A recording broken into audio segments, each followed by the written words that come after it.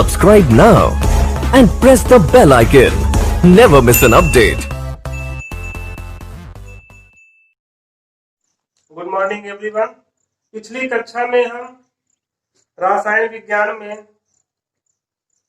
अम्ल क्षार तथा लवण चैप्टर में आर्हेनियस का अम्ल क्षारक सिद्धांत पढ़ चुके थे। तो आर्हेनियस का अम्ल क्षारक सिद्धांत हमारा पूर्ण हो गया था। इसमें एक छोटा सा क्वेश्चन आता है। क्वेश्चन क्या है कि जो भी पदार्थ जैसे अम्ल होता है वो जल की अनुपस्थिति में अम्लीय व्यवहार प्रदर्शित क्यों नहीं करता। जो अम्ल होता है वो जल की अनुपस्थिति में अम्लीय व्यवहार प्रदर्शित नहीं करता, ऐसा क्यों? तो क्वेश्चन लिख के दे रहा है आपको। अम्ल जल की अनुपस्थिति में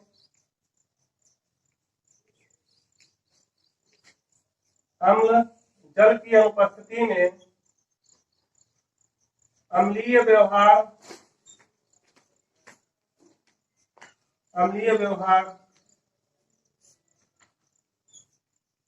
प्रदर्शित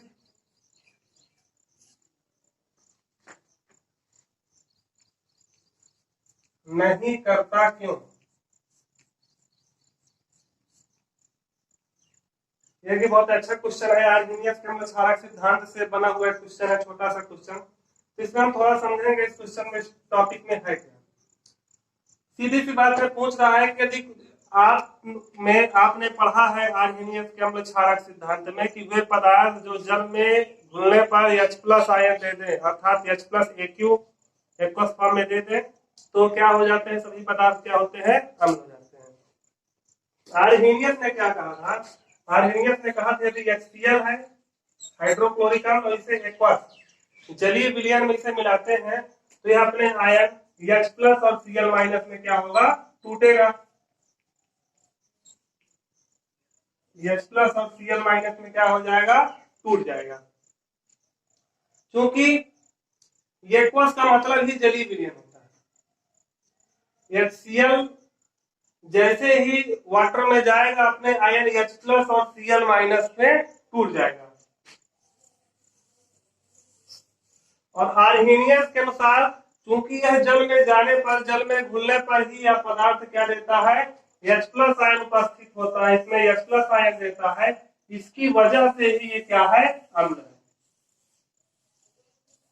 अर्थात सीधी से एक स्पष्ट बात है कि इस पदार्थ में जो अम्लीयता का जो व्यवहार आ रहा है वो सिर्फ आ रहा है H+ AQ की वजह से। लेकिन जब हम जल की अनुपस्थिति में अम्ल यदि जल नहीं होगा तो जब जल नहीं होगा तो अम्ल H+ AQ आयन देगा ही नहीं। क्योंकि सिर्फ अम्ल क्या होता है? सिर्फ जल में घोलने पर ही H+ आयन देता है। क्योंकि अम्ल की अम्लीयता के लिए यही H+ AQ जिम्मेदार है। ये जो जिम्मेदार है किसी अम्ल की अम्लीयता के लिए वो है H+ AQ। तो इसमें हम क्या समझे कि जो अम्ल की अम्लीयता के लिए जिम्मेदार है वो H+ है, H+ एक्वस फॉर्म में। और ये H+ AQ तभी मिलेगा जब हम किसी अम्ल को किसमें घोलेंगे? जल में घोलेंगे। जब तक हम इसे जल में नहीं घोलेंगे हमें ये H+ AQ आयन नहीं मिलेगा। तो सीधी सी बात आपको स्पष्ट समझ में आ गई होगी कि जो अम्ल होता है वो अम्लीयता का व्यवहार वो H+ AQ आयन के कारण होता है। क्योंकि जब जल उपस्थित नहीं होगा, अर्थात जब जल की अनुपस्थिति होगी तो वह अपने आयन H+ AQ में टूटेगा ही नहीं। जब H+ आयन AQ में टूटेगा ही नहीं तो अम्लीय व्यवहार प्रदर्शित नहीं करेगा। तो ये आप समझ गए होंगे इस बात को कि अम्ल का जो अम्लीय व्यवहार होता है वो सिर्फ H+ AQ आयन की उपस्थिति के कारण होता है। ये एकदम स्पष्ट बात है,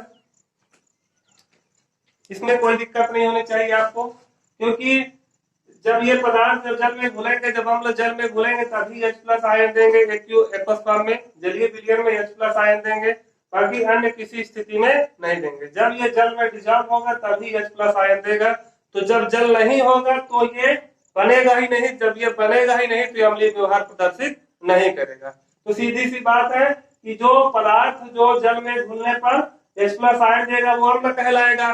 तो जब इसमें यह बात स्पष्ट है कि जो HCl है वो सिर्फ जल में ही H+ आयन देगा। तो इससे ये एकदम स्पष्ट हो जाता है कि जो अम्ल जब जल अनुपस्थित होगा अर्थात जल नहीं होगा तो वह H+Aq आयन में टूटेगा ही नहीं। जब वो H+Aq आयन में टूटेगा ही नहीं तो अम्लीयता के लिए जिम्मेदार होगा ही नहीं। तो ये तो था हमारा टॉपिक, अम्ल जल की अनुपस्थिति में अम्लीय व्यवहार प्रदर्शित नहीं करता। उसका कारण आपको बता दिया गया। क्यों नहीं करता? क्योंकि जो ये आयन है जो अम्लीयता के लिए जो जिम्मेदार है वो आयन सिर्फ जल में ही मिलता है, अन्य किसी में नहीं मिलेगा। ये हो गया हमारा।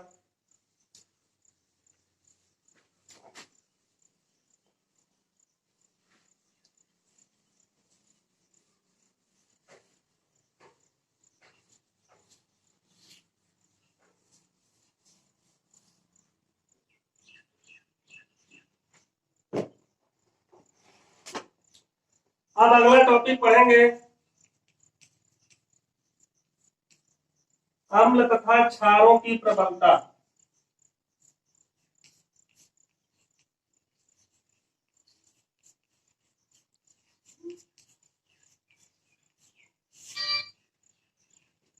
अम्ल तथा क्षारों की प्रबलता। देखिए, अम्ल और क्षार की प्रबलता को भी आयनन सिद्धांत के आर्हेनियस के आयनन सिद्धांत के आधार पर समझाया जाता है। आयनन सिद्धांत क्या कहता है? आयनन सिद्धांत कहता है कि वे पदार्थ जो जल में घोलने पर H+ आयन देंगे वो अम्ल है और जो OH- आयन देंगे वो क्षार है। लेकिन अभी जब हम पढ़ेंगे, मान लीजिए अब हमको पढ़ना है प्रबल अम्ल, आयनन सिद्धांत के आधार पर हम इसको समझेंगे। अब हम पहला टॉपिक हम इसमें लिखते हैं प्रबल अम्ल।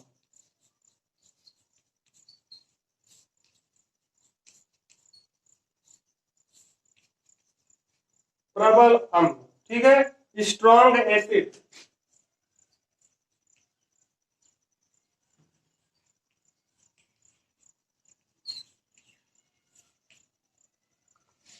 देखिए आयनन सिद्धांत में आपको बताया गया है कि जब किसी पदार्थ को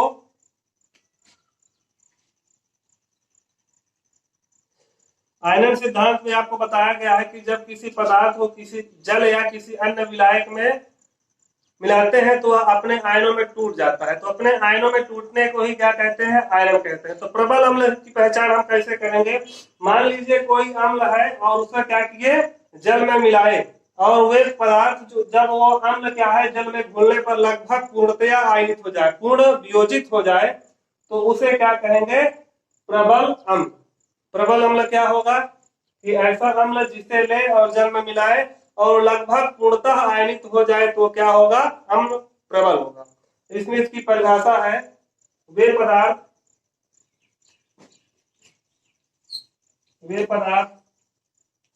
यहाँ पे हमारा पदार्थ क्या है? अम्ल। वे पदार्थ जो जल में पूर्ण वियोजित होकर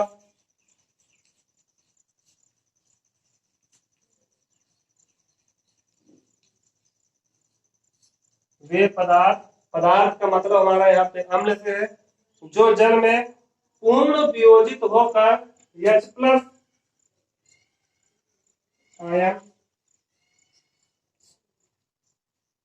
H+ आयन देते हैं, प्रबल अम्ल कहलाते हैं।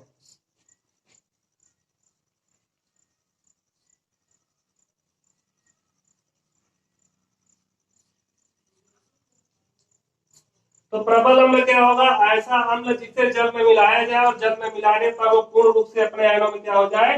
टूट जाए, या उसका आयन पूर्ण रूप से हो जाए, अर्थात वो अपने आयनों में पूर्ण रूप से क्या हो जाए? वियोजित हो जाए। तो ऐसे पदार्थ मतलब यहाँ पे अम्ल पड़ रहा है तो अम्ल है।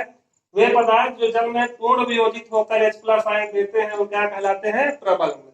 मतलब उन्हें जल में घोला जाए और लगभग जल में पूर्णतया क्या हो जाए? घुल जाए। लगभग जब में पूर्णतया घुल जाएंगे, विलय हो जाएंगे तो कहलाएंगे प्रबल अम्ल। अब हम आपको कुछ प्रबल अम्ल लिखवा दे रहे हैं, पहले आप इसका स्क्रीनशॉट ले लीजिए परिभाषा के।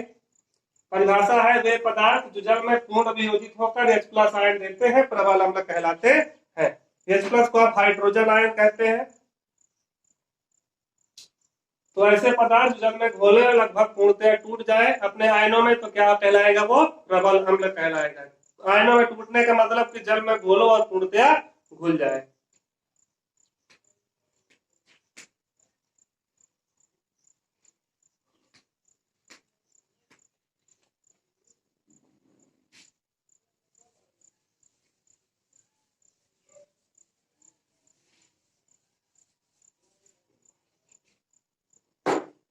जैसे हम आपको कुछ प्रबल अम्ल लिखवा दे रहे हैं।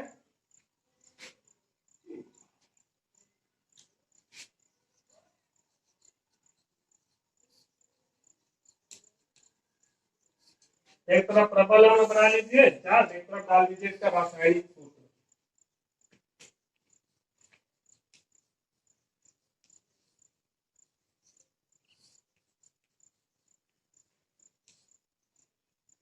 प्रबल अम्ल में हमारा पहला है हाइड्रोक्लोरिक अम्ल।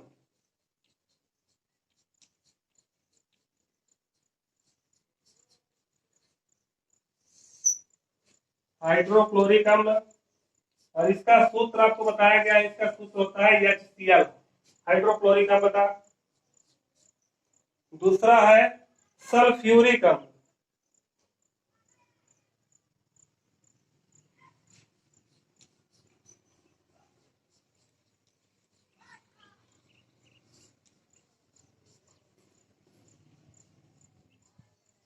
सल्फ्यूरिक अम्ल, इसका सूत्र होता है H2SO4।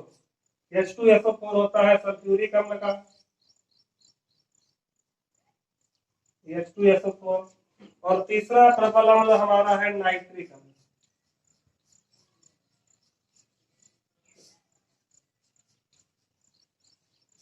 नाइट्रिक अम्ल का सूत्र होता है HNO। देखिए परीक्षा में प्रश्न पूछता है किसी एक प्रबल अम्ल और किसी एक प्रबल क्षार का नाम लिखिए, किसी एक प्रबल अम्ल और किसी एक दुर्बल अम्ल का नाम लिखिए। तो इसके लिए आपको याद करना आवश्यक है प्रबल अम्ल क्या होते हैं और उनका जो है रासायनिक सूत्र। कुछ प्रबल अम्ल है, 3 प्रबल अम्ल हमने इसमें लिखवा दिया है, और भी आपको प्रबल अम्ल मिल जाएंगे किताबों में, देखिएगा। तो हाइड्रोक्लोरिक अम्ल को बोलते हैं HCl, सल्फ्यूरिक अम्ल H2SO4, नाइट्रिक अम्ल HNO3। ये हमारे 3 प्रबल अम्ल हमने आपको लिखवा दिया। परीक्षा में 1 या 2 प्रबल अम्ल आपसे पूछता है।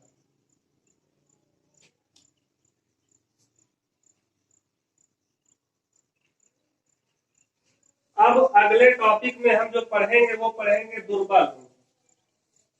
प्रबल अम्ल तो हमारा हो गया, लेकिन अब क्या पढ़ेंगे, दुर्बल अम्ल।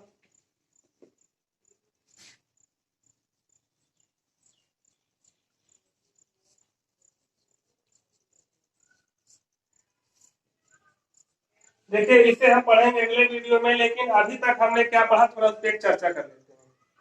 हम जो दुर्बल अम्ल है इसकी हेडिंग आप डाल दीजिए, इसको अगले टॉपिक में पढ़ाएंगे, लेकिन अभी तक जो हम पढ़े उसकी थोड़ी चर्चा कर लेते हैं।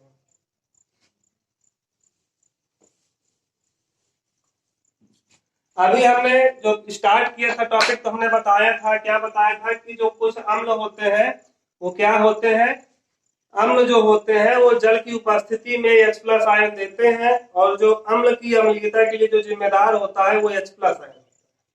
तो वो H प्लस आयन कब मिलता है, जब वो क्या होता है, जल में विलय होता है। जब किसी पदार्थ को जल में मिलाते हैं और H प्लस आयन देता है तभी वो क्या होता है, अम्ल होता है, आर्गेनियस के अनुसार। और अम्ल जो है जल में ही, सिर्फ जल में घुलने पर ही H प्लस आयन देते हैं। तो जिसकी वजह से जो जल जब नहीं रहेगा तो जो कोई भी अम्ल होगा वो अपने आयन H प्लस और Cl माइनस में, मतलब H प्लस में नहीं टूटेगा, सॉरी Cl माइनस नहीं, Cl माइनस सिर्फ HCl में होगा। तो जब वो जल उपस्थित नहीं रहेगा तो वो अपने आयन H प्लस में टूटेगा ही नहीं। जब वो H प्लस आयन में टूटेगा ही नहीं तो अम्ल के लिए जिम्मेदार होगा। उसके बाद हमने पढ़ा प्रबल अम्ल पढ़ा। प्रबल अम्ल में हमने ये पढ़ा कि ऐसे अम्ल जो जल में घुलने पर लगभग पूर्ण रूप से क्या हो जाए, वियोजित हो जाए, वो क्या कहलाते हैं, प्रबल अम्ल कहलाते हैं। इसके बाद हमारी हेडिंग पड़ गई है दुर्बल अम्ल। दुर्बल अम्ल को हम लोग अगले वीडियो में देखेंगे। Thank you.